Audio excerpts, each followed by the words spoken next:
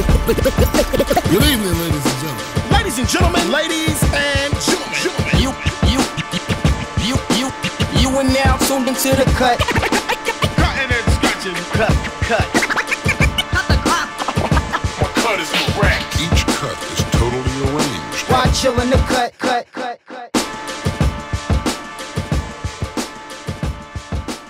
Yo, welcome to the cut. It's your man, DJ Ivy. Psych! I'm here. I wanted to play April Fool so bad. I had to do something. We got a special guest in the booth. Turntablism smoother than butter. He can marionette a club, and he can model with a burger. It's okay, TK.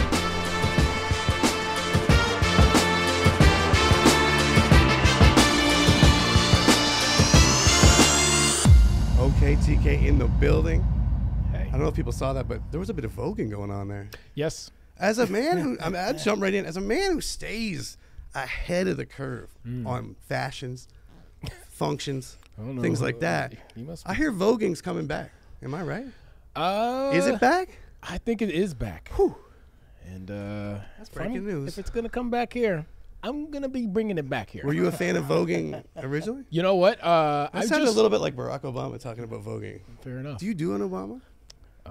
No, I can't do Obama at all. thought you were gonna do it. No. I was like, he's gonna do it. Yeah, exactly. I recently watched a voguing documentary not too long ago. I didn't even know really much about the scene other than like the Madonna video. That's all I and really stuff know. like that. And That's all I really also a good song. Shout out to Madonna. Oh hell yeah! But yeah, the whole the gay scene, the voguing, very interesting.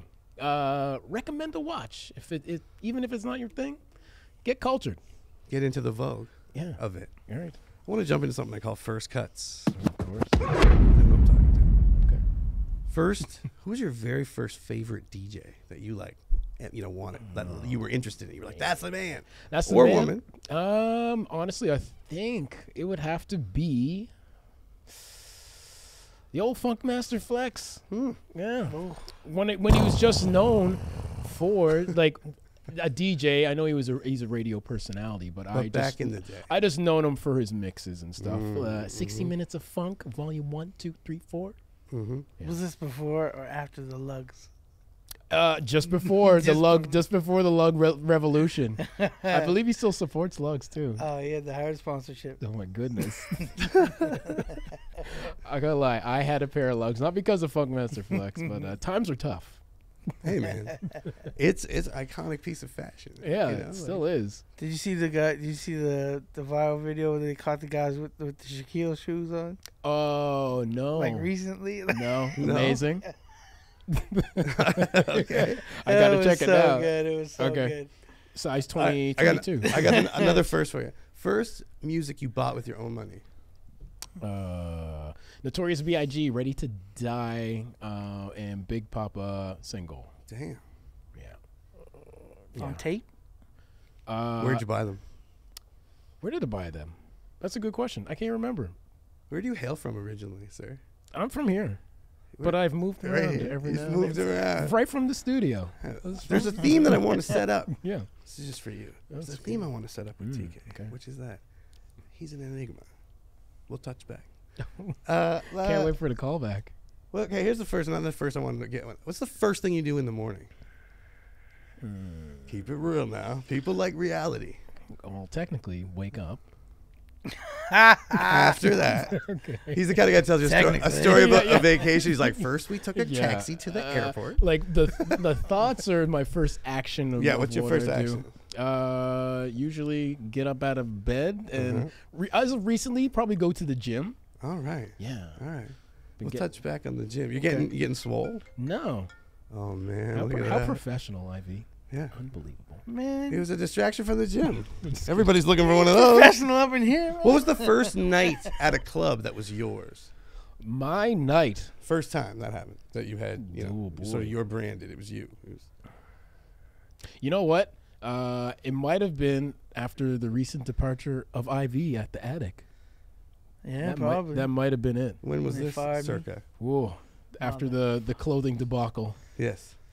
That was like mid 2006. Yeah. It was a rough year. It wasn't rough yet. It all got better after that for me. This is true. It was all good for me after that, because I went back and did DMCs there. I didn't win, but it was a great night. I saw Rock Raider that night. Ah, yes. And I don't know, man. We got the warehouse popping. Then we started doing New Year's together. Yes. Yeah. We've had a lot of iconic moments. Yeah, very, very many iconic club night moments. Yeah. And I wish the only credit I will give the social media era now is that I wish I kind of had it back then to record those moments.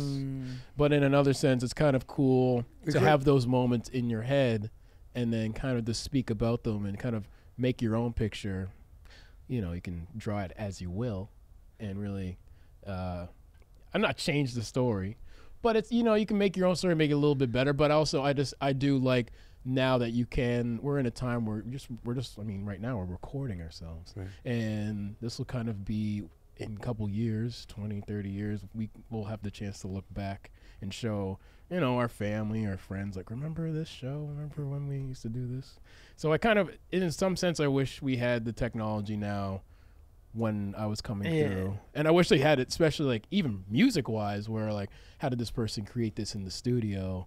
I mean, and those producer stories are just stories, right? And you just get them from other artists, so.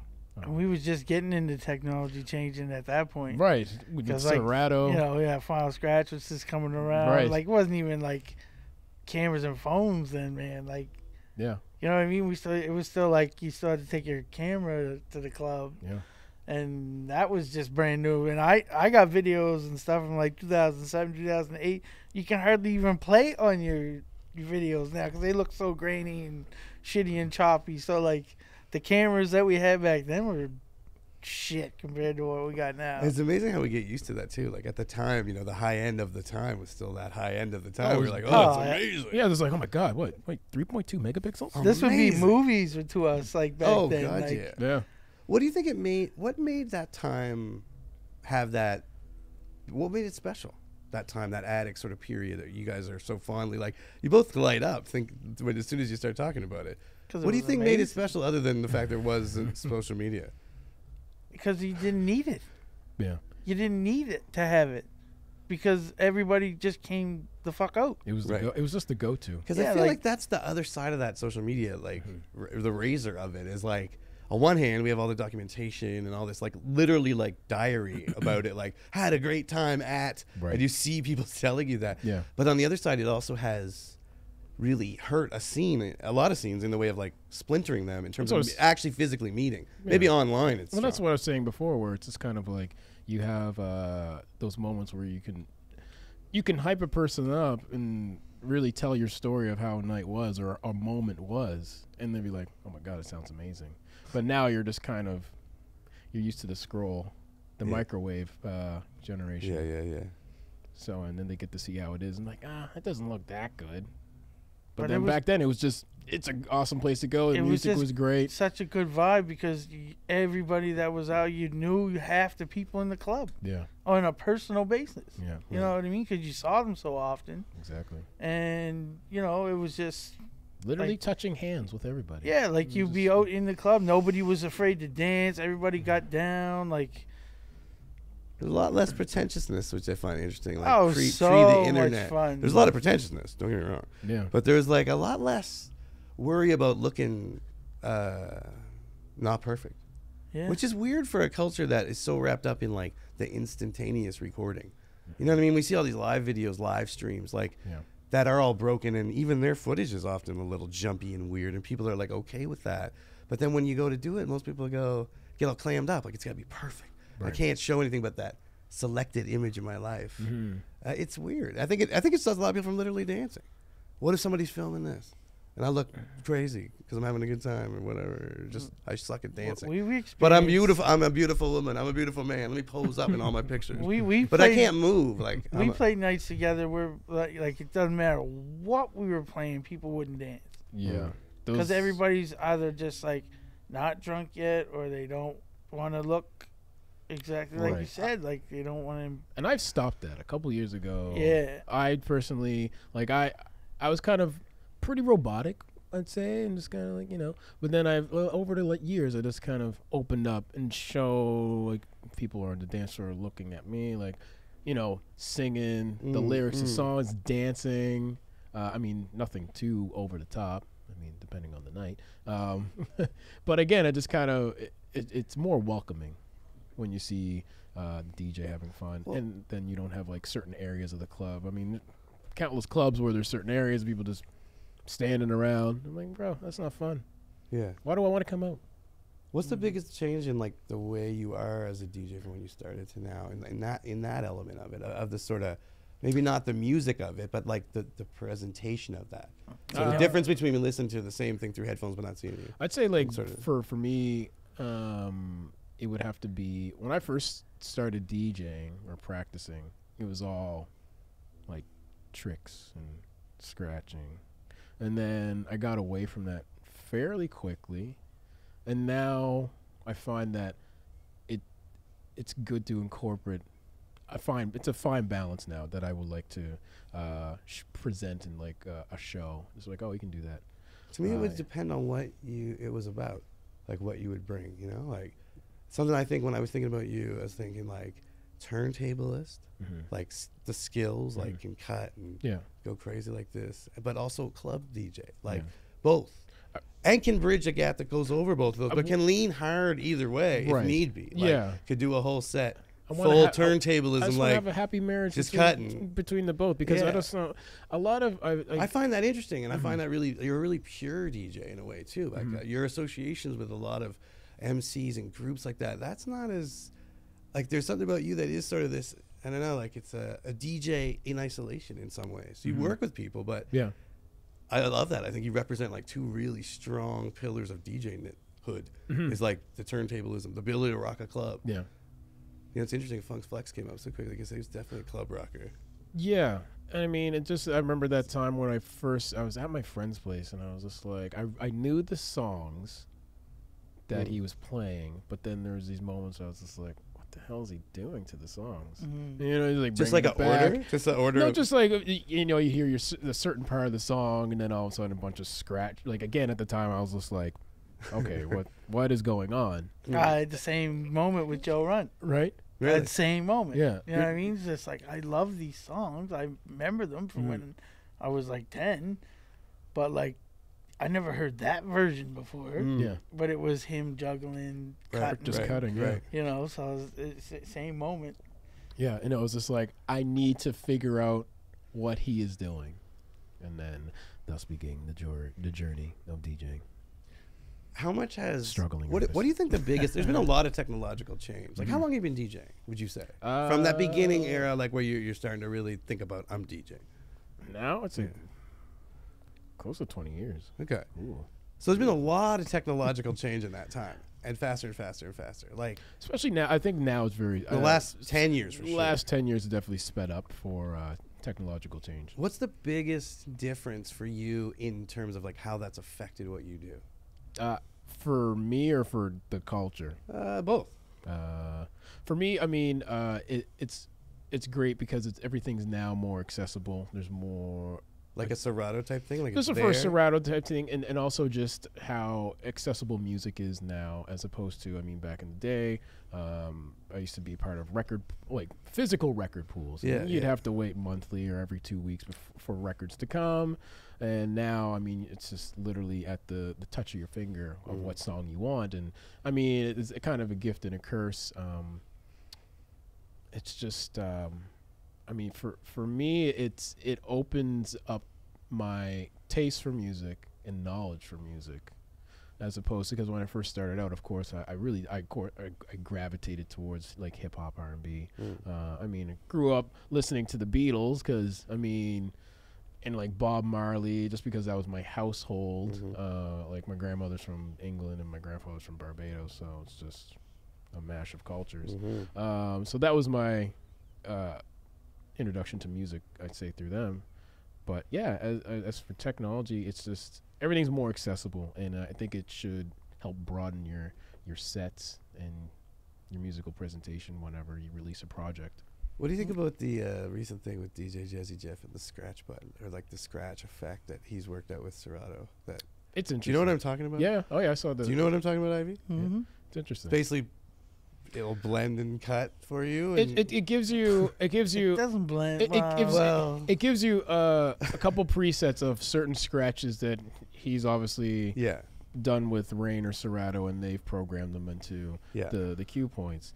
In some sense, I get it. Where if you don't have that much money, and the only thing you can't afford is a controller, and if you want to scratch, I mean, there is tutorials online and stuff like that, and and you can try and figure it out that way, or you can just, I mean, play it by ear by listening to the cue point and be like, oh, okay, this is what the baby scratch sounds like, and then you can mimic it on depending on whatever hand is. What's the you're baby doing. scratch? It's just a open fader, just that's it. The little baby scratch? Yeah. Can you give me more scratch names here for people that don't know, like what the different? Jazzy Jeff invented the chirp. What's the chirp? It's like you start with the fader on, and you just push the sample forward and click it off, and then you click it back on when you bring it back. You just go. Right. You're cutting the sound in two. So he invented that scratch. So what do you think about the argument made about this? But there's Jazzy scratch 50,000 button names for that it endangers the DJ in a way. Who endangers the DJ? The scratch button and technology like that. I Like, don't what are your thoughts on like technology not eventually making a DJ irrelevant? Yeah, I don't think the DJ will be relevant. That'll never happen. I see what you're saying. Like there has been that argument made by people that are like, you shouldn't do this, Jeff. Like you shouldn't sell that scratch like that. Taking some heat for it, but Other people said make your money, which I think is his life. But he has a good valid point. He though, does. when he explains it. Like it's, what if? Think about it as him inspiring the next person to be the next Jazzy Jeff. Again, it's just like whatever. And like as you said, it's like inspiring. Whatever. There's moments for people that, like different moments for different people that really inspire them, and then maybe this could be a moment for a DJ coming up now, who again, I mean, just doesn't have the means and can afford this this controller, and work from there from inspiration. And then, I mean, I think it's their due diligence as a DJ to learn their craft, learn who is who, learn the scratches, learn the music. True. And again, it's not hurting the I don't think it'll be hurting the culture. I think it's important the audience stay up on that too. I just think it either separates. It just gives more separation between the DJs, either being great, good, bad. Just depends. And you want to see more DJs. You want to see new things. Like you want, me personally, that's all I ever want. Well, what do you think about? but like Jazzy Jeff, like he's not doing this for like. Fine. I mean, I know he's getting paid, because he helped him make the shit. Yeah. But like, he's not just being like, okay, $signs, and that's why I'll put my name on it. Yeah. Like he really wants to help inspire new DJs and watch the culture grow. He's one of the. He embraced the technology. Yeah. To bring it to the culture, and he's pushing it that's forward really well. And if you know about technology, like, you have to embrace that shit. Yeah. If you're gonna move forward, you can't not embrace it, stay stagnant, and like expect to like flourish. Yeah, like it's just not gonna happen. So like the 15-year-old kid that picks up DJing now because he can afford this piece, could be inspired to be the next. There's a guy in the 8-track battle on a controller this year. Well, exactly. You know what I mean? So even those things are making their way through to. And that's the thing. I mean, you said it best. Guys with skills. Where I think the earlier they can get their hands on the technology, I mean, the better they can hone their skills for it. Yeah. And I mean, back in our day, I mean, you had to save up for, like, I wanted 1200s. Things are like $1,200, like brand new pair for one. So it's like $2,000+ Canadian. Then you got to get a mixer. Then you got to buy records. So if you're telling me, like, my child or whoever's kid has a opportunity now, and that's what it is now. Technology is kind of just opening up things for opportunity to start these kids or people, whoever want to pick up DJing a little bit earlier and not break the bank for like a couple $100. Then I'm all for it, ladies and gentlemen. And the difference is back in the day when you bought records, like, you only had what you could get. Yeah. you know, whatever the record pool send you, or whatever you bought in stores from picked up or in your travels or whatever. Like, you can only play what you have. Yeah. Now with the technology, man, you can play anything you need. Yeah. Anything. You're not disabled by your location. I always said that. Like when we were going into palace battles and shit, it was like, if we could just get our hands on the right records, man, we fuck this shit up, man. Like that sounds like such a classic hip hop statement. Literally, cut from the movie. Literally, as soon as that shit flipped over to Serato and we got with Serato, we were winning competitions, man. We were winning shit. We were going to Toronto and winning them, man. Yeah. You know what I mean? And we started winning DMCs and then fucking Red Bull battles and shit like that. We always said that if we could just get our hands on the records we want, we'd be able to fuck some shit up. It's just like the canvas, and we're now able to paint the picture that we wanted. Yeah. Right? So all those attic years and shit like that, like we spent learning how to rock the club. How do we make this room full of people react? Yeah. And then, you know, with the change of technology, that allowed us to go into these competitions and really do what you wanted to do, and really like this is show our vision essentially that we have been, you know, working on for years and years at the clubs. Hey, do me a favor, go subscribe to the channel right now, follow us on Instagram, like us on Facebook, share our videos. We want to start a discussion and we want you to be part of it. Peace.